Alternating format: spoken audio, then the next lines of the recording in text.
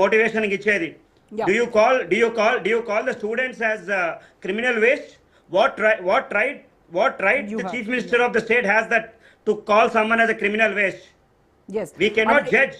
ఆయన ఏదైతే criminal waste అన్నారో ఆయనే క్రిమినల్ కేసుల్లో నెంబర్ 1గా దేశం మొత్తంలోనే మొత్తం నేతల్లో రాజకీయ నేతల్లో నెంబర్ 1గా నిలిచారు అనేసి ఒక నివేదిక చెప్తా ఉంది. బొల్లమల్లయ్య గారు స్పందించాలి దీనిపైన. రేవంత్ రెడ్డి గారిని ఏదన్నా అంటే బాధపడే వ్యక్తి అయితే నిజంగా అనాల. ఆ మధ్య కాలంలో జనాలు అట్లాంటారు ఇట్లాంటారు అంటే పెళ్లి శకనాలు పెడితే మాకు మంచిగా ఉంటుంది, ఇటువంటివి కూడా నాకు చాలా ఉత్సాహం ఇస్తుంది అని చెప్పిండి ఏమనాలా. ఇవాళ నోరు తెరిస్తే క్రిమినల్స్ రక్తము. ఒక ముఖ్యమంత్రి గారు ఆ రాజ్యాంగ పదవిలో ఉన్నారు, వారు మాట్లాడే ప్రతి మాట గౌరవప్రదంగా ఉండాలి. వారు విద్యార్థుల్ని పట్టుకొని క్రిమినల్స్ వేస్ట్ అంటారు, నిరుద్యోగులను పట్టుకొని పని పట్టలేని వాళ్ళుగా పరిగణిస్తారు. రైతులు ధర్నాలు చేస్తే వాళ్ళు హైట్ రైతులు అని చెప్పి చిత్రీకరిస్తాడు. అంటే ఎంతసేపు ఆయన ఏం చేయాలి మళ్ళీ మనం చూస్తూనే ఉన్నాం కదా. సిజేఐ చేసినటువంటి కామెంట్స్ కాక్రోచెస్ అని సిజేఐ చేసినటువంటి కామెంట్స్ ఇవాళ ఏ స్థితికి దారితీసిందో మనం చూసాము. ఒక పార్టీ సిజేపీ, అది ఓకే సోషల్ మీడియా వేదికగా పుట్టినటువంటి పార్టీ అయినా ఎంత రాద్ధాంతం చేసింది, ఎంత మొత్తానికి విద్యాశాఖ మంత్రి రాజీనామా చేసేంత వరకు తీసుకెళ్ళింది వాళ్ళ ప్రొటెస్ట్లు. సో ఎవరైనా సరే మాట్లాడేటప్పుడు ఆ పదాలని చాలా ఎంతో మందికి ఇన్స్పిరేషన్గా ఉండాలి తప్ప ఈ రకంగా క్రిమినల్ వేస్ట్ అని విద్యార్థులను ఉద్దేశించి మాట్లాడడాన్ని మీరు సమర్థిస్తారా నాగేష్ గారు? మేడం ఒకటేమంటున్నట్టే, మా ముఖ్యమంత్రి వర్యులు చాలా చిన్న కుటుంబం నుంచి వచ్చిండు. సరే ఆ ప్రోగ్రామ్ మాత్రం నేను చూడలేదు కాబట్టి నేను ఒకటే చెప్తా ఉన్నా. విషయం ఏంటంటే నిరుపేద కుటుంబం నుంచి వచ్చిన సభ్యునిగా ఆయనకు అన్ని మేడం నేను ఒకటి చెప్తా ఉన్నా. మళ్ళా నిరుపేద కుటుంబానికి సంబంధించిన వ్యక్తిగా ఆయన నీ పిల్లలు ఉంటారు, నా పిల్లలు ఉంటారు, ఎవరైనా కానీ ఏ కోణంలో అనాల్సి వచ్చిందో ఏమొచ్చిందో సరే అన్నడా లేదా అనేది కూడా నాకు పర్ఫెక్ట్ గా తెలియదు. ఆ విషయం మీరు చెప్తా ఉన్నారు. సరే ఒకవేళ చేయండి నేను వినిపిస్తా. మీరు మాట్లాడుతుండండి, నేను తెప్పిస్తాను. నేను వినిపిస్తాను మేడం, ఆల్రెడీ రెడీగా ఉందా? ఓకే. తీసుకొని వస్తారు మీరు ఆ పిల్లలకి అప్లికేషన్ ఇచ్చి వాళ్ళ ఉద్యోగం కోసం అప్లికేషన్ ఫిల్అప్ చేయమని నేను కాదు, మీరు టీచర్లకు మీకే చెప్తారు. మీరు వాళ్ళని పిలిచి ఇంజనీరింగ్ సర్టిఫికేట్ తీసుకొని వచ్చి మీరు చదువు చెప్తున్న ఊర్లో ఉన్న పిల్లల్ని పిలిపించి టైం పేపర్ ఇచ్చి ఒక జాబ్ కోసం అప్లికేషన్ ఫిల్అప్ చేయమని ఉంటుంది. నాగేష్ భాయ్ ఇప్పుడు నేనేమంటున్నా మళ్ళా ఏ కోణంలో అన్న విషయంలో సరే ఇప్పుడు మీరు ఈ మధ్యన కూడా ఏఐ ద్వారా కూడా చాలా వరకు వస్తున్నాయి. నేను అది క్లారిటీ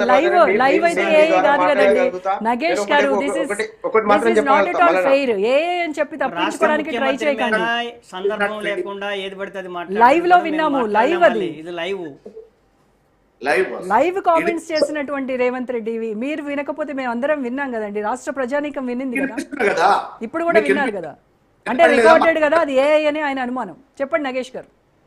ఎస్ మేడం, నేను ఒకటి ఏమంటున్నా, ఒకవేళ ఈ మధ్యలో కూడా దేని కూడా టెక్నికల్ గా నమ్మడానికి లేదు. ఒకవేళ మీరు ఇనుంటే అది ఏ కోణంలో అన్నాడో, మీరు అందరు కూడా చాలా విద్యావంతులు, రకరకాలుగా అన్ని శాఖల్లో మీకు పనిచేసిన వాళ్ళు ఉన్నారు. ఏ కోణంలో అన్నాడు అనేది కూడా మీరు కూడా ఆలోచన చేసుకొని మాట్లాడాలి. మనందరు ముఖ్యమంత్రి, మనందరికి ఈ రోజు రాష్ట్రాన్ని నడుపుతా ఉన్నారు. ఆయన అనిందాన్ని బట్టి సరే ఒకవేళ ఆయన భాషలో కానీ మీరు ఏదైనా తప్పర్థం చేసి ఈ యొక్క డిబేట్ లో అంటే మాత్రం దాన్ని ఏం చేయలేము. ఆయన ఏ కోణంలో అన్నాడో పూర్తిగా విన్న తర్వాత క్లారిటీ ఖచ్చితంగా మీరు మళ్ళీ ఒకసారి సమావేశం ఏర్పాటు చేయండి. ఆ లైవ్ లో ఖచ్చితంగా నేను సమాధానం దానికి ఖచ్చితంగా నేను బాధ్యునిగా నేను మీకు సమాధానం చెప్తాను మేడం. అదే చెప్తున్నాను, ఇక్కడ వేరే కోణాలు ఏమి లేవు. అక్కడ కేవలం ఇంజనీరింగ్ విద్యార్థుల గురించి మాట్లాడుతూ సంవత్సరానికి 1,00,000కు పైగా విద్యార్థులు ఇంజనీరింగ్ పాస్ అయ్యి వస్తున్నారు. బట్ వాళ్ళ జాబ్ అప్లికేషన్ ఫిల్ చేయమంటే కూడా అది తెలియదు. దే ఆర్ క్రిమినల్ వేస్ట్ అని చెప్పేసి ఆయన మాట్లాడారు. అది కూడా ఇంటరాక్షన్ ప్రోగ్రామ్. ఎస్, టీచర్స్ తో ఇంటరాక్షన్ ప్రోగ్రామ్ లో. Madam, so you don't have any answer for that? లేదంటే దానికి చెప్పినా కదా మేడం, ఒకవేళ బరాబర్ మా ముఖ్యమంత్రి అన్నారు అంటే మాత్రం దాని మీద క్లారిటీ తీసుకొని మీ అందరికి వివరణ ఇచ్చే అన్నారే, ఒక అన్నారు. వ్యక్తిగా నేను ఈ రోజు నేను మీ ముందుకు వస్తా, మ్మ్. ఖచ్చితంగా వస్తా. ఒకవేళ మా ముఖ్యమంత్రి గారు ఏ కోణంలో అన్నారో తెలుసుకొని మీకు వివరణ ఇవ్వమంటే ఎట్లా మేడం? ఇప్పుడు దాన్నే పనిష్మెంట్ గా పట్టుకొని కూర్చొని కాంగ్రెస్ పార్టీ ముఖ్యమంత్రి మాట్లాడిందని చెప్పేసి పదే పదే దాన్ని మనం ఇది చేయడం తప్ప ఇంకొకటి ఏం లేదు మేడం. ఖచ్చితంగా మీ అందరికి కూడా ఆన్సర్ నేను మల్లన్నకు కానీ, అదే విధంగా వివేక్ కానీ, అదే విధంగా పుల్లన్న గారికి కానీ మీకు కూడా ఖచ్చితంగా ఇస్తాను madam. Okay, so next notifications ఎప్పుడు? మీరు ఇచ్చినటువంటి హామీలన్నీ కూడా ఎప్పుడు నెరవేరుతాయని చూస్తా ఉన్నారు? మీ టర్మ్ కూడా ఖచ్చితంగా అయిపోతుంది. మా ప్రభుత్వం దాదాపు 34 వరకు మేము ప్రభుత్వంలో ఉంటాం. సరే, మళ్ళీ ఎలక్షన్స్ అయిన తర్వాత ముచ్చట కదా అది.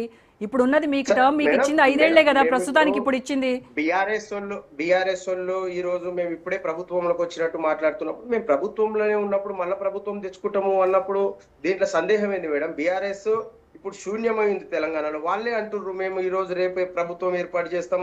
హరీష్ రావు గారు అంటారు కాళేశ్వరం మాకు కొన్ని రోజులు వదిలిపెట్టండి, మేము అక్కడ పోయి మేము ఆ ప్రాజెక్ట్ ని కంప్లీట్ చేస్తాం. వాళ్ళే అంతా మాట్లాడినప్పుడు మేము మళ్ళీ ప్రభుత్వం తెచ్చుకుంటా అంటే మళ్ళీ వచ్చినప్పుడు చూద్దామని మీరు ఎందుకు అంటారు మేడం?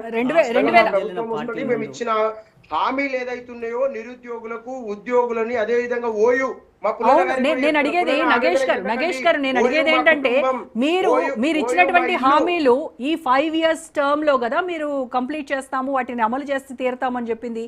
ఈ 5 years కదా, నెక్స్ట్ 5 years గురించి మీరు ఇప్పుడు ఎందుకు మాట్లాడుతున్నారు అంటున్నాను మేడం.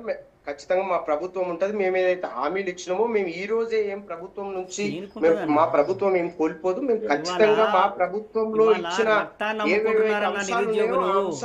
నమ్ముకొని అన్నం తినడానికి 5 రూపీస్ భోజనం చేస్తా ఉన్నారు దిల్సుఖ్ నగర్ లో. 5 రూపాయల భోజనం తింటూ కోచింగ్ సెంటర్లలో నోటిఫికేషన్ ఎప్పుడు వస్తుందా, జాబ్ ఎప్పుడు వస్తుందా అని ఆక్రందంతో తిరిగి వస్తా ఉన్నారు. సంవత్సరానికి జాబ్ క్యాలెండర్ అని చెప్పారు. లక్షల రూపాయలు ఖర్చు పెట్టి కోచింగ్ సెంటర్లలో కోచింగ్